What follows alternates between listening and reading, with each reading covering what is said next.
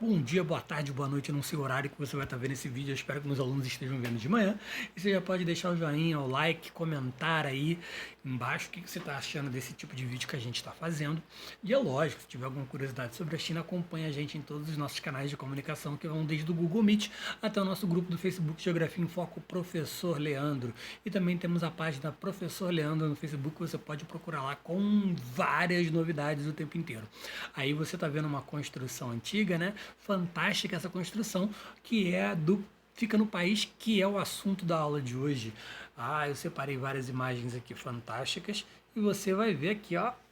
Aqui a gente tem um mapa com as províncias desse país que a gente vai estar falando, que é o país com a maior população do mundo, que é ao lado da Índia, tem mais de 1 bilhão de habitantes. São os dois países com a maior população do mundo e são justamente os dois países que acabam por fazer da Ásia o continente com a maior população do mundo.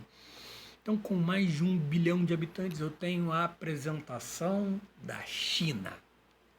É isso aí. Maior país com a maior população do mundo, segunda maior economia do mundo desde 2010 e, ao lado dos Estados Unidos, terceiro maior país em extensão territorial do mundo. Essa fantástica. E olha só, também vamos encontrar as maiores altitudes do planeta dentro do continente asiático. Aí você está vendo uma imagem do Monte Everest. Eu tenho ali na China a Cordilheira do Himalaia. A gente vai ter as maiores altitudes. Então você está vendo que a China é fantástica, um país de enormes tradições. País esse que foi durante muito tempo uma dinastia monárquica, né? Foi governada e somente em 1912 é que se estabeleceu como uma república mesmo, mas uma república não tão diplomática assim, né?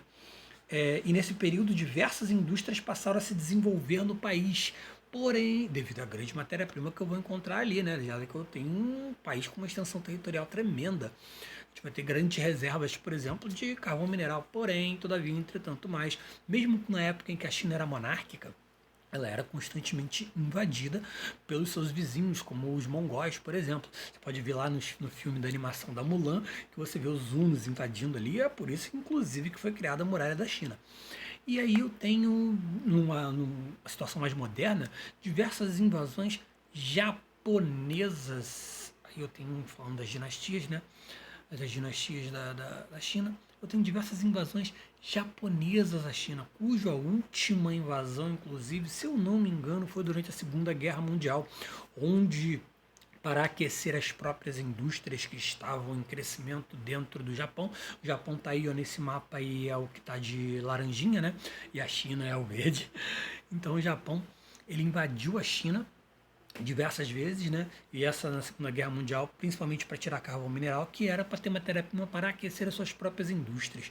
Tem um filme que eu adoro, adoro, adoro de paixão, que mostra essa realidade durante a Segunda Guerra Mundial das invasões japonesas à China, que é o Grande Mestre, que narra a história do mestre do Bruce Lee, que foi um dos principais responsáveis por apresentar basicamente a cultura chinesa em terras ocidentais, já que Bruce Lee, no tempo de carreira dele, antes do falecimento, ele até hoje, né, é considerado um ícone na para filmes de artes marciais.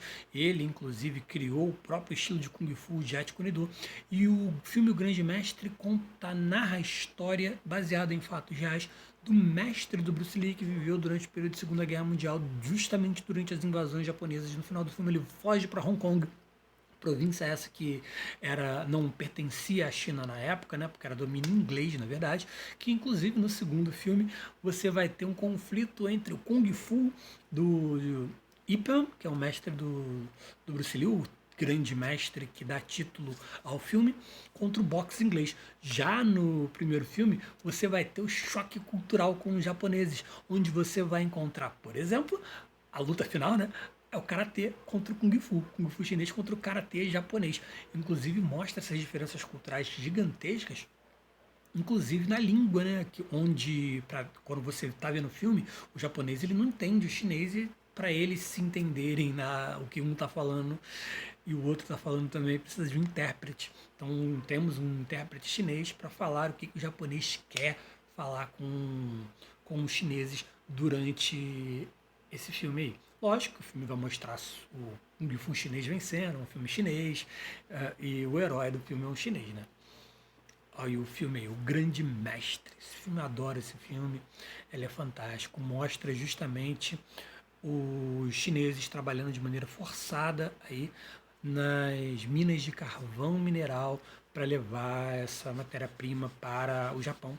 E eles trabalham em troca de arroz, está passando por uma situação gigantesca, ruim, né, por conta da guerra. O arroz que está caro, né? Eu, nos dias de hoje aí, nesse período que eu estou gravando o vídeo aqui, que estamos de quarentena, o preço do nosso arroz aí está gigantesco, e o que mais a gente tem visto na internet é meme justamente com isso. Aí você está vendo os chineses durante a Segunda Guerra Mundial trabalhando por arroz, por conta dos chineses. Aí é uma das cenas do final do filme, que é justamente o Kung Fu chinês do Ip Man contra o Karatê do general Miura, que era um dos generais do exército japonês que estava ali invadindo a China. Eu esqueci de colocar o microfone. Agora minha voz deve até melhorar. Depois eu vou ver o vídeo para ver se no começo ficou muito ruim. Eu vou ter que gravar de novo. A segunda vez, porque na primeira vez deu um probleminha na hora da gravação, que me mandaram umas mensagens aqui. E esse aplicativo que eu estou utilizando para minha cara ficar pequenininha aqui enquanto eu fico passando as imagens, ele grava tudo, né? Então, se alguém me ligar agora, mandar mensagem e o aplicativo ia aparecer ali as mensagens do aplicativo, notificações, vai aparecer tudo, né? Então, acabou atrapalhando, eu tive que regravar o vídeo. Inclusive, você pode deixar aí nos comentários se você está gostando desse tipo de vídeo, onde eu apareço pequenininho aqui e vou passando algumas imagens sobre o conteúdo que a gente está trabalhando. Aí você vê uma bandeira da União Soviética. E o que isso vai ter a ver com a China? Bom, o que acontece é que vamos ter um período de ebulição nacionalista dentro da China e vamos ter a criação do Partido Comunista Chinês, que vai ser muito influenciado pela União Soviética durante a Segunda Guerra Mundial, né? E também na Guerra Fria.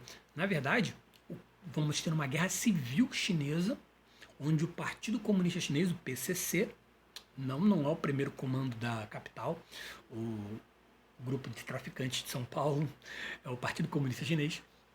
O PCC, ele vai ser justamente o vencedor dessa guerra civil e estabelecer aos moldes da economia planificada, onde quem decide tudo que vai ser produzido é o governo, baseado no que é da União Soviética. Inclusive, a gente vai ter a China interessada, né, em produção armamentista, onde o principal líder do Partido Comunista Chinês e da China nessa época, Mao Tse-tung, vai estabelecer com que a população faça filhos e seja justamente para a China ter um exército gigantesco e seja o maior exército do mundo. Porém, como o interesse de fazer armas era tanto e a planificação do governo, os planos que o governo estava determinando para a produção não foram lá muito frutíferos e começou a faltar produtos básicos para a população. E se você tem uma população gigantesca e faltando produtos básicos, é porque está dando um caô. Então, a política do Mao Tse-tung, o grande salto à frente, como ficou conhecido, o desenvolvimento dessa economia planificada, não teve lá tanto êxito. Mas Mao Tse-tung esteve nessa revolução cultural chinesa, onde proibiram religião, onde algumas tradições chinesas foram abafadas, inclusive, em nome desse comunismo. Ele vai governar até o fim da vida. E aí a gente vai ter uma disputa do Partido Comunista Chinês para ver quem vai ser o novo líder do país. E aqui a gente tem algumas representações agora do Mao Tse-tung enquanto chinês, né? Essa veneração ao líder máximo da China. Aqui, ainda hoje, né? Isso aqui não é lá da época, não. Isso é uma foto um pouco mais atual, moderna. A gente ainda tem. A China é conhecida, inclusive, como um país dos sistemas, porque a gente vai ter o capitalismo dentro da China, implantado justamente pelo sucessor do Mao Tse-tung, Deng Xiaoping. Aí você está vendo uma imagem mostrando as facetas do socialismo de grande importância para o mundo. de acordo com os chineses. A gente tem um alemão, Karl Marx, que escreveu o Manifesto do Partido Comunista e o Capital, que foi a crítica ao capitalismo. No meio você tem Lenin, então o barbudão Papai Noel lá, o Karl Marx. No meio você vê Vladimir Lenin, que foi quem implantou o socialismo pela primeira vez no mundo, o que transformou o Império Russo na União Soviética. E por fim o Mao Tse-tung, que foi substituído por Deng Xiaoping, que começou um processo de desmaotização da China. Ou seja, ele começou a retirar algumas das práticas implantadas por Mao Tse-tung para trazer... O que eu falei aqui das notificações? Aí foi do TikTok. Então a gente vai ter um processo de desmaotização da China, onde ele vai promover a política do filho único, onde em diversas províncias dentro da China a população só vai poder ter um único filho ou vai perder todos os direitos que o governo dá à população, e a gente está falando de um país socialista, então basicamente é quase tudo. E se a gente tem uma China patriarcal, a valorização de um filho quando a família vai ter é que ele seja homem. Então a gente vai ter quem vai continuar com o nome da família, quem é o líder da família. Quando uma mulher casa, ela passa a pertencer à família do marido. Então a gente tem dentro da cultura chinesa ali, uma maior importância dada ao homem. E o que a gente vai ter? Um abandono de mulheres. Já que eu só posso ter um filho, então tem aborto, tem abandono, para ver se eu tenho um filho homem, que é muito complicado dentro da China, né? A gente vai ter isso em prol de um desenvolvimento econômico que é meio desumano. Porque a China, apesar de ser o segundo maior país em economia do mundo desde 2010, isso não faz dela um país desenvolvido em termos de IDH, por exemplo, para a própria população. A população é bastante sofredora e ela é uma mão de obra barata dentro dessa entrada do capitalismo dentro da China, porque o Mao Tse-tung, não, o Deng Xiaoping aí, o Deng Xiaoping, uma das características da implantação do governo dele, enquanto ele está desmaotizando a China, é a implantação das zonas econômicas especiais, que são essas cidades litorâneas aí, que permitem a entrada do capitalismo dentro da China. Permitem a entrada do capitalismo dentro da China de que forma? Na forma de empresas transnacionais, empresas que atuam fora do seu país de origem. Então, empresas de vários países desenvolvidos vão ter um grande interesse de entrar dentro da China justamente para explorar a mão de obra. Não é só barata, mas também altamente disciplinada, que vai promover justamente um avanço dentro da economia chinesa gigantesca, porque essas empresas vão ter que fazer um acordo com os governos, onde os governos vão começar também a criar diversos dos produtos que foram desenvolvidos por essas indústrias que estão entrando dentro da China. E a China vai se tornar uma plataforma de exportação de diversos produtos criados por eles também. É daí que a gente vê a ideia de um país, dois sistemas dentro da China enquanto país. Aí tem mais uma personalidade que eu coloquei no meio aí, dentro da China, que é para mostrar um pouquinho das tradições chinesas, que é Confúcio. Confúcio, que é o pai do confucionismo, que é meio que um estilo de vida, uma filosofia de vida, onde temos uma valorização enorme da família. Para ele, a valorização da família, o respeito ao mais velho e aos ancestrais, seguindo inclusive muitas tradições chinesas. Se você já viu o filme Mulan, aí eu estou mostrando para você o dragão chinês, né, antigo, que vai falar das tradições chinesas, inclusive é uma divindade chinesa, também está dentro do Kung Fu chinês, que mostra força e sabedoria. Aí temos eu estou tentando passar aqui as imagens para mostrar justamente Mulan, que era o que eu estava querendo citar, que mostra justamente diversas dessas tradições chinesas em respeito à família e à ancestralidade, porque o Mushu aí, ele não era o dragão protetor da família da Mulan.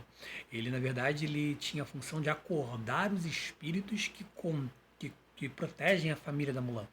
E aí ele acaba quebrando a estátua do dragão que protege a família e no final ele acaba sendo o dragão protetor da família da Mulan. Mas quem toma as decisões de acordar ou não o dragão protetor da família, se você vê o desenho, a animação, são os vários espíritos dos ancestrais da família da Mulan. E essa ideia de ancestralidade, de respeito à ancestralidade, está dentro do confucionismo, não é só o respeito à ancestralidade, também é o respeito aos idosos, para você ter uma ideia. Então, ele é uma moralidade pessoal que é trabalhada dentro do confucionismo, onde as relações sociais, a justiça e a sinceridade são alguns dos principais princípios dessas ideias. Isso é para você ver como as tradições chinesas são fortes pra caramba.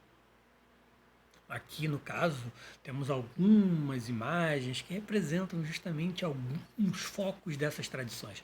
A gente tem o panda, a gente tem o dragão chinês, a gente tem o Kung Fu ali no meio, a gente tem as enormes prédios mostrando justamente essas cidades capitalistas dentro da China. Vestimentas, ali você vê a China com a bandeira chinesa representando o comunismo, as plantações de arroz ali, que a China é um dos maiores é, produtores de arroz do mundo, mas não exporta o, o arroz não. Diferente do caso daqui do Brasil, né?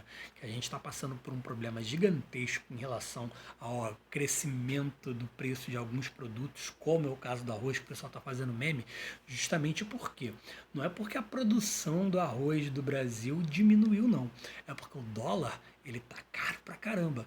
Então, os produtores de arroz, em vez de vender o arroz para o mercado interno, preferem vender o arroz para o mercado externo, para fora do Brasil, justamente porque o valor vai ser mais alto. As transações vão ser feitas em dólar. Então, os produtores de arroz vão ter mais lucro se vender o arroz para fora do Brasil. E o arroz, e aí acaba faltando arroz dentro do Brasil. E aí, como a demanda vai ser maior, o preço sobe. Então, na China, no caso, o arroz todo é consumido ali dentro da China, a maior parte, porque justamente é porra, 1 bilhão de habitantes, né, gente? Mais de 1 bilhão, né?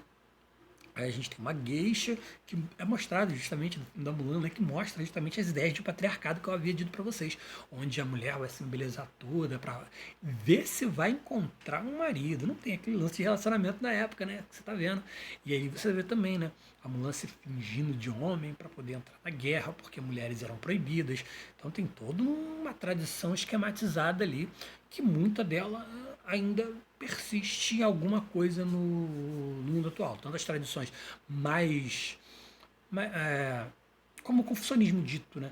Que tem aquele negócio de respeito, sinceridade, justiça, que acho que eu acredito que é uma coisa muito boa para a gente poder interiorizar, mas tem algumas tradições que talvez seja melhor ser esquecidas, né? Não sei, eu não vou ficar falando de cultura dos outros, mas se a gente acaba não despindo do olhar da nossa própria cultura ao olhar a cultura dos outros, a gente acaba tendo algum tipo de preconceito em relação a algumas coisas. Mas a China mudou muito desde a época monárquica até os dias atuais.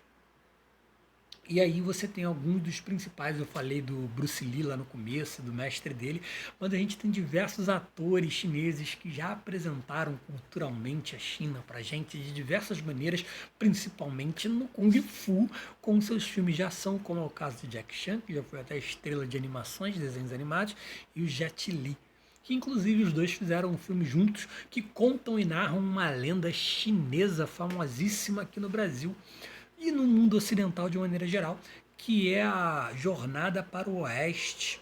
É famosíssima, nunca ouvi falar, que conta a jornada do Rei Macaco. Continuei na mesma, não sei que Rei Macaco é isso que você está falando, mas você já vai saber daqui a pouquinho.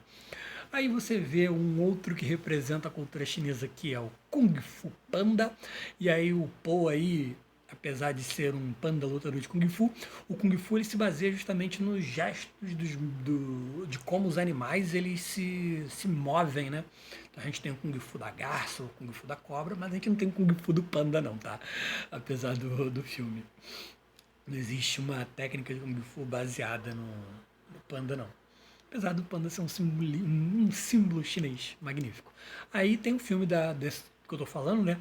A lenda do Rei Macaco. E você ainda deve estar se perguntando: caramba, cara, eu não sei de onde é que você tá tirando que a gente conhece esse Rei Macaco aí. Por que esse troço ficou famoso, essa jornada ao oeste aí que você tá dizendo, dessa lenda chinesa aí? O Rei Macaco tem algumas peculiaridades dentro dessa jornada heróica dele ao rumo ao oeste, onde ele tem, por exemplo, um bastão mágico, uma nuvem voadora. Opa! Quem já viu aí, então já deve estar ciente do que eu estou falando, hein? Então aí eu tenho um livro, Uma Jornada para o Oeste, onde a gente tem um monge, que é junto com o Rei Macaco, a gente tem diversas aventuras. Eu não lembro agora o nome do filme do Jack Chan e do Jet Li que representam essa história. Se você lembrar do nome do filme, comenta aí pra mim. Dragon Ball. O Dragon Ball clássico, não a partir do Z. O Dragon Ball clássico é baseado justamente nessa lenda chinesa. Não se enganem, Dragon Ball é um anime japonês, mas é baseado nessa lenda chinesa, onde Goku representa o Rei Macaco, onde ele tem uma cauda de macaco, ele se transforma num macaco gigante e tal, mas ele é um enorme lutador de Kung Fu. A Bulma, no caso, representa o monge que anda com o Rei Macaco. Ele tem um bastão mágico, a nuvem voadora, diversas coisas, diversos elementos da jornada ao oeste do Rei Macaco são apresentados no Dragon Ball. Aí você vê o Goku criança e o Rei Macaco, o Rei Macaquinho, né? Ambos com bastão mágico, né? É aqui mais algumas imagens do Goku e a trupe do Dragon Ball com vestimentas que lembram a lenda chinesa. E para finalizar, voltando à economia, a gente tem justamente o Brasil, no caso, ele aumentou pra caramba as parcerias comerciais, principalmente com os países que formam esse grupo aí. Atualmente, a gente tem se distanciado da China e se aproximado mais dos Estados Unidos, mas a China continua sendo o nosso principal parceiro comercial. O termo BRICS é utilizado para designar um grupo de países de economias emergentes, tá? Que se uniram para promover o desenvolvimento de suas próprias nações. Não chegaram a formar nenhum bloco econômico, não. Fazem partes aí os países cujas iniciais estão aí, né? Brasil, Rússia, Índia, China e África do Sul, com as bandeiras aí sendo representadas dentro aí. Esse grupo foi criado no ano de 2001 pelo economista britânico Jim Wowell, que buscava compreender o crescimento econômico justamente dessas nações. Na época era BRIC só, tá? A África do Sul ela entra depois. Naquele momento, embora o crescimento econômico de países como o Brasil e a Rússia ainda despertassem dúvidas no cenário mundial, a China ela já apresentava elevadas taxas de crescimento, destacando-se pra caramba no cenário mundial. Então, espero que vocês tenham gostado aí dessa apresentação da China. Lógico que tem muito mais coisa para a gente estar falando da China, mas eu não vou deixar esse vídeo muito longo, acredito que já está bastante longo. Então comenta aí embaixo, Goku, se você viu esse vídeo até aqui. Não esquece, se você lembrar lá o nome do filme que o Jack Chan e o Jet Li estão juntos recontando a história do Rei Macaco, comenta aqui também. E comenta também se você está gostando do tipo de explicação do vídeo, dessa forma comigo apresentando as imagens e explicando nesse quadradinho pequenininho aqui. Certinho? Então, gente, até a próxima aula. Fui.